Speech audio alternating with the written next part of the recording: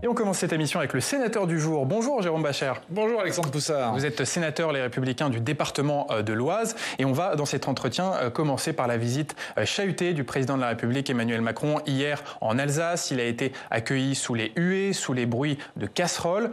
Est-ce que Jérôme Bascher, ça montre que finalement le président de la République va avoir du mal à aller au contact de ses concitoyens?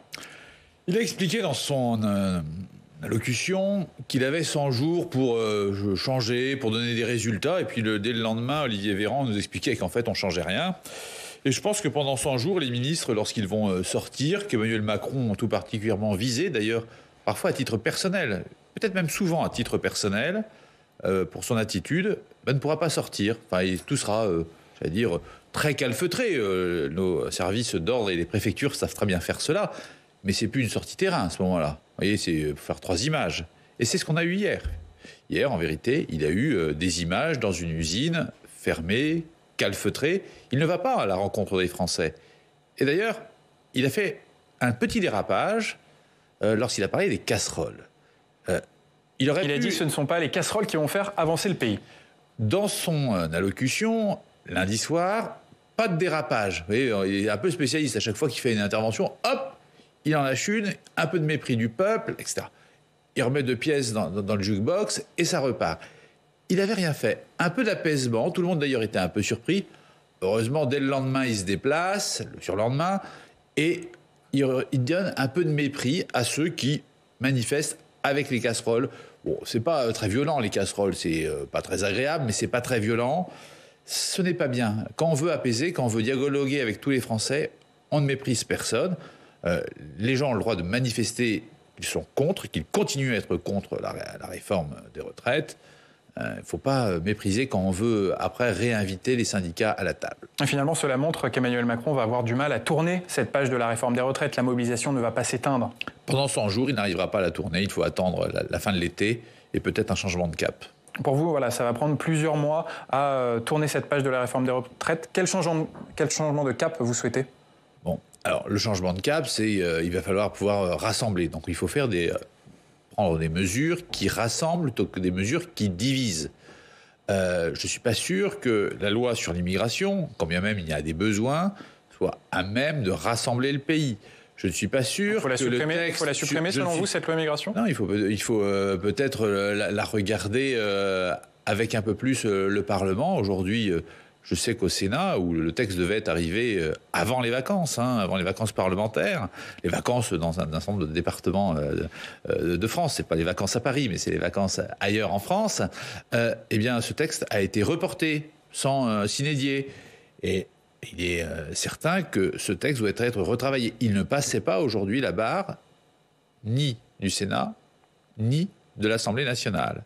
Donc, on voit bien que ce n'est pas prêt, sauf à faire un 49.3, mais peut-être qu'ils sont dorénavant vaccinés sur le 49.3. Ce serait quand même souhaitable. Donc ce texte ne rassemble pas le texte sur la fin de vie. Je ne suis pas sûr qu'il rassemble beaucoup non plus les Français. Il y a plein de mesures à prendre, vous savez, quand même, sur la transition écologique, on n'a pas eu grand-chose. On n'a toujours pas la loi d'orientation, par exemple, sur la transition écologique, alors qu'on fait des textes sur le nucléaire d'un côté, sur l'éolien de l'autre, et on ne sait toujours pas quelle est notre trajectoire. On a plein de choses que l'on pourrait faire pour notre pays qui seraient plus faire œuvre de rassemblement. Et là, il veut faire œuvre de division. Il dit non, j'ai raison, et je continue à passer en force et je n'écoute rien.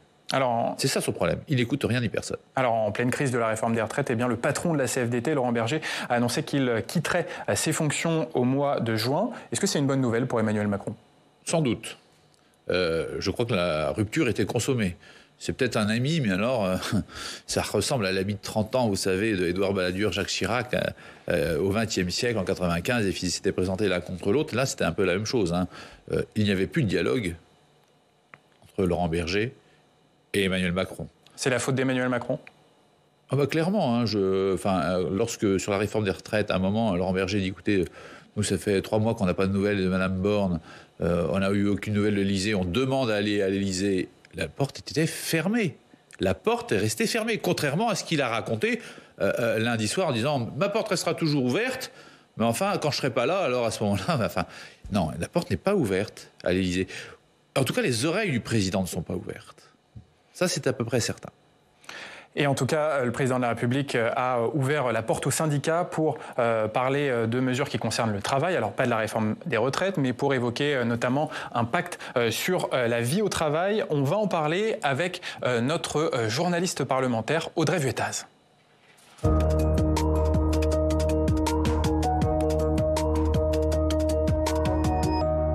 Bonjour Audrey. Bonjour.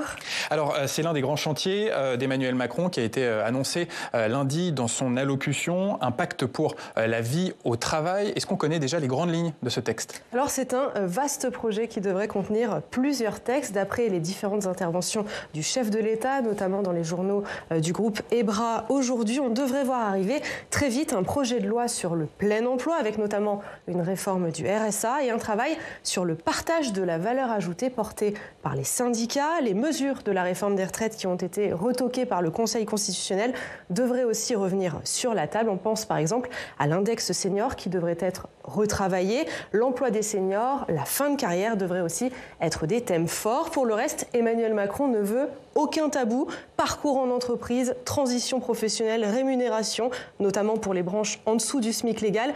Usure professionnelle, conditions de travail, lutte contre le temps partiel. J'ai fait la liste, vous voyez, rien n'est exclu dans cet inventaire à la Prévert. Alors, Monsieur Bacher, le CDI senior qui a été retoqué par le Conseil constitutionnel, qui était porté par les Républicains, est-ce que vous voulez qu'il revienne dans un nouveau texte ? Oui, il doit revenir dans un nouveau texte, mais ce qui ne va pas, c'est que la réforme des retraites devait être portée dans un texte global. Et c'est bien ça que nous avons aussi reproché au président de la République. Lorsque nous avons écrit le CDI senior, nous avons fait cette proposition au Sénat, eh bien, on avait bien conscience qu'on était à la limite de la constitutionnalité. Mais c'était aussi pour pointer le fait qu'il manquait beaucoup de choses dans ce texte pour que la réforme soit juste comprise. C'est pas le tout. Nous, on était pour la retraite à 64 ans. Mais il fallait pouvoir expliquer comment on arrive à 64 ans. Et aujourd'hui, on ne le sait toujours pas. Et donc, ce texte est incomplet. Vous parliez, par exemple, du RSA. Qui s'occupe du RSA? Les départements de France. Ce sont les départements. J'ai écrit la loi sur le RSA, je peux vous le dire. Il se trouve que j'étais en charge de ce sujet lorsqu'il a été créé. Eh bien, le RSA, c'est bien le département qui en a la main. Mais est-ce que vous croyez que les départements ont été associés à ce texte? Absolument pas. Absolument pas. Donc, une fois encore, on veut s'occuper des rémunérations où ce sont aux entreprises et aux branches de travailler, et donc le dialogue social n'a pas lieu pour préparer cette loi. Je rappelle qu'il y a eu un très bon ministre du Travail de Jacques Chirac qui s'appelait Gérard Larcher, avec lequel il y a eu une loi pour qu'il y ait 6 mois pour dialoguer pour les partenaires sociaux. Eh bien, quand on dit qu'on veut rouvrir la porte à l'Élysée aux partenaires sociaux, il faut laisser les 6 mois. Il faut parler aussi au département, je viens de le dire, il faut parler à tous les acteurs. Quand on voit qu'on veut aussi modifier les missions locales dans France Travail, les missions locales, ce sont encore les collectivités qui s'en occupent. Et on passe au-dessus de tout le monde. Il y en a assez. Ce président fait exactement le contraire de ce qu'il dit 2 jours avant. C'est insupportable. Donc une loi présentée dans les 100 jours, une loi sur le plein emploi, c'est impossible selon vous? 100 jours avec 6 mois de dialogue social, vous voyez, il y a un petit décalage. Non, vous savez, ces 100 jours, je crains que... Il y aurait 2 étapes. Il y aurait une loi sur le plein emploi pendant les 100 jours et puis ce pacte sur la vie au travail qui serait discuté jusqu'à la fin de l'année. Non mais le pacte, c'est très bien. On laisse les partenaires sociaux faire leur travail et à la fin, c'est ce que prévoit la loi. S'il n'y a pas d'accord, à ce moment-là, l'État reprend la main, le Parlement reprend la main, mais là, il faudra aussi trouver des majorités. Alors vous l'avez un peu évoqué, Alexandre, je vais revenir dans le détail. Pour ce texte sur le plein emploi, le chef de l'État veut donc un projet dans les fameux 100 jours. Mais c'est là que ça se complique parce que les syndicats ne sont toujours pas revenus à la table des négociations. Mardi, ils ont boudé leur rencontre avec le président et il ne devrait pas y avoir de contact avant la grande manifestation du 1er mai où Laurent Berger a prévu de casser la baraque. En tout cas, c'est ce dont il a appelé de ses voeux. Mais même le patron des patrons, Geoffroy Roux de Bézieux, qui été reçu par le chef de l'État avant-hier, a prévenu, il a tiré la sonnette d'alarme et il a prévenu, le calendrier est trop court aussi d'après lui. Écoutez. Comprend, c'est que le président, le gouvernement souhaite mieux associer les partenaires sociaux dans les discussions futures. Moi, j'ai réaffirmé que 100 jours, c'était trop court pour arriver à des conclusions et avoir le temps de la négociation. trop court pour le patron des patrons. La majorité a fait le service après-vente hier. Le sénateur Alain Richard était sur ce plateau et il a apporté quelques précisions. Écoutez. Il a dit les 100 jours. Vraisemblablement, une partie de ces travaux vont se prolonger. Je crois que l'intention est de dire, dans les 3 mois qui viennent, beaucoup de choses seront mises en route. Et en effet, après, il y a un sujet, disons, d'attente de résultats, et il faut qu'il y ait un rythme, c'est-à-dire il faut que les décisions qui sont prises portent effet relativement vite. Il parle donc d'une mise en route. L'exécutif espère du moins fixer un solide calendrier d'ici 3 mois. Et puis Emmanuel Macron a précisé aussi qu'il souhaitait laisser du temps aux négociations. Alors bon, c'est un peu compliqué. On laisse du temps, mais on veut aller vite. Qu'est-ce que vous en pensez, M. Bachat? Je crains que ces 100 jours se transforment à la fin en Waterloo. Mais Waterloo, c'est le 18 juin. Et là, ça sera le 14 juillet, où il verra qu'il n'aura pas avancé, car il n'a toujours pas la bonne méthode. Et on a un autre sujet sur les partenaires sociaux. Geoffroy Roux de Bézieux arrête son mandat, aussi de patron du MEDEF. C'est peut-être son numéro 2, M. Martin, qui lui succédera, donc il connaît bien la négociation. Ce sera peut-être d'autres candidats. La CFDT change de patron, de patronne en l'occurrence, je crois. C'est pas encore fait, mais c'est quand même ça qui est annoncé, Mme Léon. D'autre part, la CGT vient de changer de tête aussi. Il va falloir que ces gens-là apprennent à se connaître. Il faut voir sur quel mandat va être élu le nouveau patron du MEDEF. Donc, il y a aussi des échéances dans les syndicats, au patronat. Il est donc aussi important de respecter cela. Ce n'est pas la date du président de la République qui se veut mettre des horloges, toujours, qui peut faire que les choses avancent. Et je vous le dis, pendant une centaine de jours, le dialogue n'aura pas lieu parce qu'ils vont continuer à être sur la réforme des retraites jusqu'à temps qu'on ait, j'allais dire, de nouvelles équipes qui pourront passer un peu outre les engagements et le combat qui a eu lieu sur les retraites. Et en tout cas, le président de la République veut très vite mettre sur la table la réforme du RSA et conditionner le versement du RSA à 15 à 20 heures d'activité ou de formation pour les bénéficiaires de ce revenu de solidarité active. Est-ce que cette mesure ne peut pas finalement tendre encore un petit peu plus le pays, avec certains qui disent que finalement on va culpabiliser les plus précaires de notre pays? Non, ce n'est pas de la culpabilisation, mais il y a 2 choses. Je vois que le président de la République a une vision très optimiste des personnes qui sont aujourd'hui au RSA. Il ne les côtoie pas, donc il ne les connaît pas.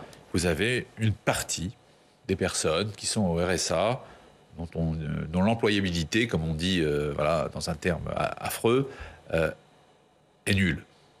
Ils ont besoin du RSA pour vivre, et leurs conditions personnelles ne leur permettent pas, physique, mentale, leur désocialisation est telle qu'il y a un côté utopique aujourd'hui à dire que tous les allocataires du RSA pourront faire ces travaux. Certains le pourront, certains le peuvent. Certains font du RSA et un peu de travail au noir, sans doute. Tout cela est vrai. Mais aujourd'hui, vous savez, les entreprises recherchent partout, dans tous les secteurs, et du non qualifié. Mais il faut vouloir aller parfois travailler, et les conditions ne sont pas toujours simples et faciles. Donc on va avoir un décalage qui va se faire entre les diverses personnes qui sont au RSA. Voilà la vérité. Le RSA, c'est pas un truc unique, c'est pas une vision où il y a que des tricheurs, c'est pas une vision où il y a que des gens qui ne veulent pas travailler, mais c'est aussi, c'est soi-disant pour réinsérer, mais l'insertion, elle est déjà faite par les départements, bien souvent, vous savez, quand vous avez des chantiers d'insertion, on en a plein dans le département de l'Oise avec Nadège Lefebvre, eh bien, nous travaillons très clairement à insérer les gens pour les sortir du RSA. Donc cette réforme du RSA sera difficile, selon vous, à mettre en œuvre. Merci beaucoup, Audrey. On vous retrouve dans le Club des Territoires pour parler sur tourisme. Sur fréquentation des sites touristiques, voilà. Un vrai sujet. Jérôme Bachat, on va évoquer... pas dans les musées, vous savez, la fréquentation en mars est assez mauvaise dans les musées. Les gens vont à l'extérieur. Alors on parlera notamment des sites naturels touristiques. Jérôme Bachat, on va évoquer avec vous la fraude sociale, puisque dans le début de cette période des 100 jours d'apaisement, mardi, le ministre de l'économie, Bruno Le Maire, a créé une polémique en dénonçant ceux qui, je cite, fraudent les prestations sociales et envoient l'argent au Maghreb. Est-ce que ce n'est pas un clin d'œil à la droite et à l'électorat du Rassemblement national ? Oui, alors j'aurais pas ciblé les choses, mais on le sait tous qu'il y a beaucoup plus d'allocataires en théorie qu'en pratique. En théorie, on envoie des gens ont 120 ans, 130 ans, 140 ans et touchent leurs allocations. Ça se saurait s'ils avaient cet âge-là. Donc on a un problème de vérification. Ça a été fait pour notamment tout un tas de gens effectivement qui ont cotisé en France et qui sont repartis dans leur pays, quel qu'il soit, et pas spécialement au Maghreb.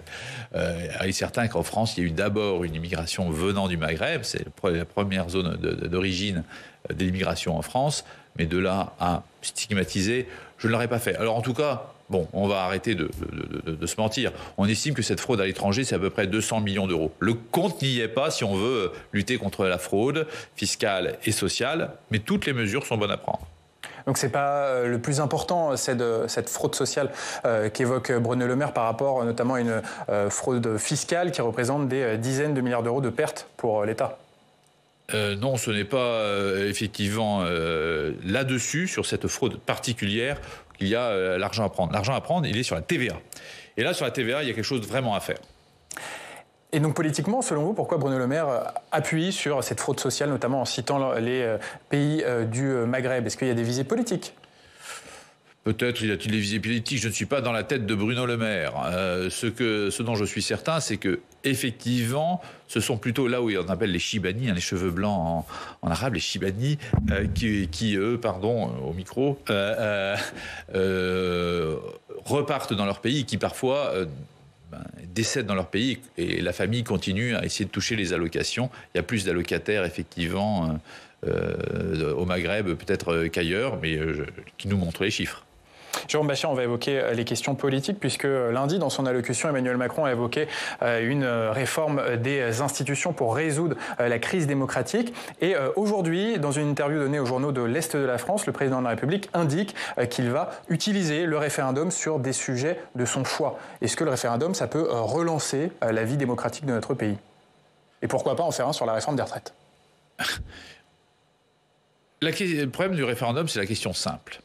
Et c'est la vision simpliste. Alors je veux bien qu'on traite tous les grands sujets par le café du commerce. Je bois moi-même le café tous les matins au café du commerce dans ma bonne ville de Senlis. Mais ce n'est pas là où on fait vraiment la loi. Le détail, ça, c'est assez compliqué. Et il dit sur les sujets de mon choix. Je rappelle qu'il y a deux formes de référendum, hein, et on ne fait pas ce qu'on veut, comme il croit bon de le dire, le président de la République. Il y a un moment, il faut aussi que le Parlement soit d'accord sur le texte qui va être présenté. Et si le texte est présenté, c'est qu'il a été débattu. Il y a bien quelque chose, il y a bien une réforme au fond qui a été préparée, et pas uniquement oui ou non sur la couleur du drapeau français. Et donc selon vous, quelles sont les bonnes mesures pour relancer notre vie démocratique ? Mais il faut d'abord essayer de trouver des majorités au Parlement. Et moi, je trouve que le Parlement, aujourd'hui, il est, surtout à l'Assemblée nationale, il est un peu dispersé. Il n'y a pas de majorité. Donc, il cherche des majorités de projets, mais il n'en a pas. Il n'en trouve pas. On l'a bien vu sur la réforme des retraites. Je crois qu'il est aujourd'hui dans une impasse. Je pense qu'il va falloir retourner effectivement devant les électeurs. Ah oui.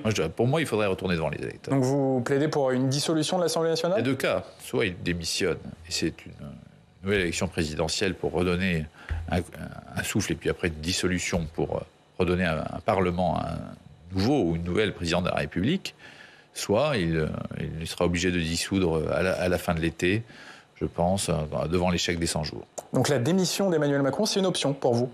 Mais vous savez, si son intérêt c'est celui du pays, alors il ne peut pas rester devant un blocage démocratique tel qu'il est aujourd'hui. 4 ans de blocage, c'est pas possible. Ou alors il va faire de la réformette ou des choses très importantes. Moi, je l'appelle, par exemple, à travailler sur la simplification. Voilà un truc qui énerve bien les Français. On pourrait simplifier dans tous les domaines. Réformer vraiment son administration. Plutôt que d'avoir des ministres fantômes qui sont, 1, inconnus, 2, planqués, 3, pas toujours compétents. Alors il y a une autre option, c'est que les Républicains prennent leurs responsabilités et forment une coalition de gouvernement avec la majorité présidentielle. Vous le souhaitez ? Une coalition, ça se fait soit une coalition électorale avant les élections, soit juste après pour en tirer les conclusions. Aujourd'hui, il n'y a plus rien de possible. C'est impossible. Aujourd'hui, ce n'est plus possible.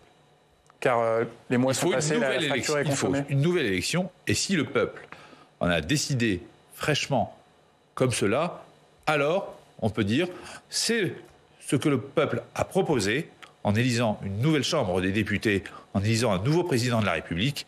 Et donc, à un moment, en responsabilité, on peut se soumettre quand même à la volonté du peuple. Mais là, il y a trop de décalage entre la volonté personnelle d'Emmanuel Macron et de ce qu'a été la volonté du peuple 2 mois après. Il a oublié de faire campagne, hein, souvenez-vous. Il n'a pas fait de campagne présidentielle, il n'a pas soutenu Elisabeth Borne et son gouvernement lors de les élections législatives. Eh bien, il a aujourd'hui la majorité de son fait. Et donc, il doit en tirer, lui, toutes les conclusions. Il ne les tire toujours pas. On continue à parler de politique. Jérôme Bascher, on va faire un tour dans votre département de l'Oise. On va retrouver nos partenaires du journal Le Courrier Picard avec Jean-Marc Chevauché, rédacteur en chef adjoint au Courrier Picard. Bonjour Jean-Marc. Bonjour. On va évoquer avec vous l'enjeu des élections sénatoriales dans l'Oise. Ce sera en septembre prochain, ces élections sénatoriales. Oui, et comment on fait, monsieur Bascher, déjà on est sûr qu'il n'y aura plus de femmes à droite, puisque tout le monde veut faire sa liste. Monsieur Courcial, vous et Olivier Paccaud, sans doute, qui avait créé la surprise en 2017. Alors, je ne sais pas s'il va la créer à nouveau cette fois-ci. Ça me paraît un peu plus difficile. Mais vous allez me répondre si on vote pour... si les élus votent pour Jérôme Bascher, ils seront sûrs d'avoir une femme, puisque vous en aurez une en deuxième position. Mais plus sérieusement, pourquoi avoir fait 3 listes et pourquoi avoir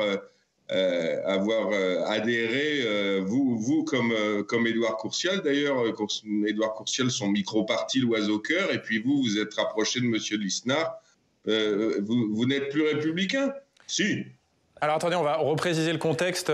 Les règles des élections sénatoriales, c'est d'avoir des listes de candidats paritaires, c'est-à-dire une femme, un homme, une femme, un homme, ou alors un homme, une femme, et ainsi de suite. Et actuellement, dans l'Oise, il y a 3 sénateurs de droite, et ces 3 sénateurs, dont vous faites partie, Jérôme Bascher, pourraient présenter 3 listes différentes, justement, pour contourner ces règles de parité. C'est l'objectif ? Non, l'objectif n'est pas de contourner les règles de parité. La fois dernière, j'étais sur la liste d'Édouard Courcial. Nous sommes arrivés largement en tête. Nous n'avons placé que 2 sénateurs. Édouard Courcial a abandonné le département parce que interdiction du cumul de mandats. Nadège Lefebvre, qui était numéro 2, a choisi de prendre le département et je suis devenu sénateur par la suite. Je crois que nous sommes 3 sénateurs qui faisons le métier de manière différente, avec des options parfois un peu différentes sur différents sujets, sur notre proximité avec le président de la République, sur nos étiquettes. Moi, je suis les Républicains et j'essaye que tout le monde se rassemble plutôt que chacun soit dans sa propre chapelle. Donc, j'aime beaucoup Xavier Bertrand, tout le monde le sait. Et donc, j'essaye que Nous France produise des idées. Il y a eu Nouvelle Énergie de David Lisnard qui s'est lancé dans l'Oise. Je suis allé les voir. Et avec Nadège Lefebvre, nous sommes dans l'animation du département au niveau LR, histoire que tout ça montre bien qu'il y a ça fourmille d'idées, que chacun a le droit de réfléchir, mais qu'à un moment, il faut se rassembler. Et moi, je serai candidat pour une liste de rassemblement. Donc voilà. Non, clairement, il y aura 3 listes de droite hommes, a priori. Mais c'est la gauche qui avait une sénatrice, monsieur Chevauché, madame Rossignol. Laurence Rossignol. Dites-moi. Madame Rossignol, elle qui est féministe, et c'est un de ses combats remarquables, connus et reconnus. Elle arrête au profit, a priori, d'Alexandre Ouizille, qui est un jeune élu socialiste. Voilà, donc il y avait une sénatrice. Alors non, ce qui est assez embêtant, vous avez raison quand même, c'est que, admettons que les résultats soient à peu près identiques à aujourd'hui. Vous pensez que vous conserverez vos 3 postes de sénateur ? Je pense que la majorité sénatoriale, j'en suis assez sûr, j'en ai pris l'engagement devant Gérard Larcher, les 3 places de majorité sénatoriale resteront. Merci beaucoup Jean-Marc Chevauché pour votre intervention sur les élections sénatoriales dans l'Oise. On va regarder la une du Courrier Picard aujourd'hui qui est consacrée au service national universel. Merci beaucoup. C'est la fin de cette interview. Jérôme Bascher, je rappelle, vous êtes sénateur Les Républicains de l'Oise. Merci d'avoir été notre sénateur du jour. Merci.